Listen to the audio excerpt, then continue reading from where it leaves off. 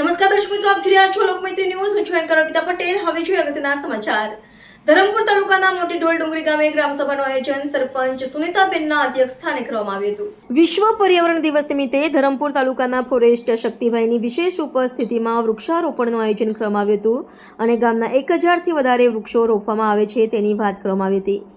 અને અગાઉ પણ જે ગામના વૃક્ષારોપણ કરવામાં આવ્યા છે તે વૃક્ષોની પણ માવજત સારી રીતે કરવામાં આવી છે.